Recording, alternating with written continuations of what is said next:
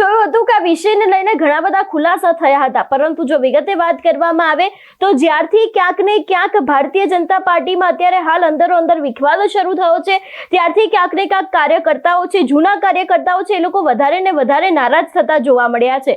ત્યારે જો વાત કરવામાં આવે વિસાવદર વિધાનસભાની ચૂંટણી બાદ ભાજપમાં અનેક વિખવાદો સામે આવ્યા છે।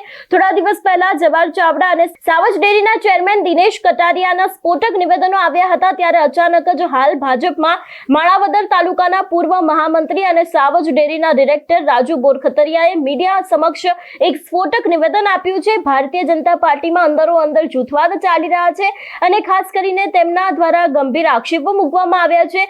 જે રાજુભાઈ છે તેમના દ્વારા ક્યાંક દાવો કરવામાં આવ્યો છે કે તેમના દીકરાની બદલી ભાજપના કેટલાક આગેવાનોની સહમતિથી કરવામાં આવી છે તેવા આક્ષેપો લગાડવામાં આવ્યા છે અને તેમણે સીધા જ આક્ષેપો જૂનાગઢ જિલ્લાના માણાવદરના ધારાસભ્ય અરવિંદ લાડાણી તેમજ સાવજ ડેરીના ચેરમેન દિનેશભાઈ છે તેમના ઉપર સીધા લગાવ્યા છે। ખાસ કરીને તેમના બદલી પાછળ જે તેમના દીકરાની બદલી થઈ છે એ તેમના દીકરાની બદલી પાછળ પણ ક્યાંક ને ક્યાંક એ લોકોનો હાથ છે તેવા પણ આક્ષેપો લગાડવામાં આવ્યા છે। વધુમાં આ વિષયને લઈને તેમણે શું કહ્યું સાંભળીએ।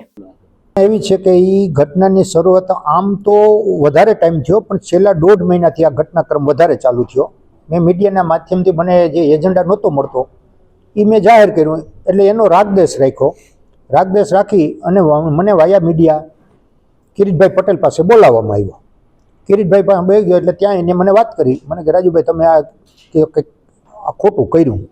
કેમ ભાઈ, મને એજન્ડા નહોતો મળતો, મેં તમારી પાસેથી મળવાનો ટાઈમ લીધો, તમે મને ટાઈમ ન આપ્યો, પછી મારે આ કરવું પડ્યું।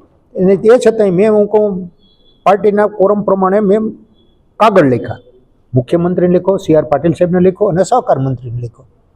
પછી મેં આ મીડિયાના માધ્યમથી જાણ કરી। હવે એનો રાગદેશ રાખી અને મારા દીકરાની બદલી કરી।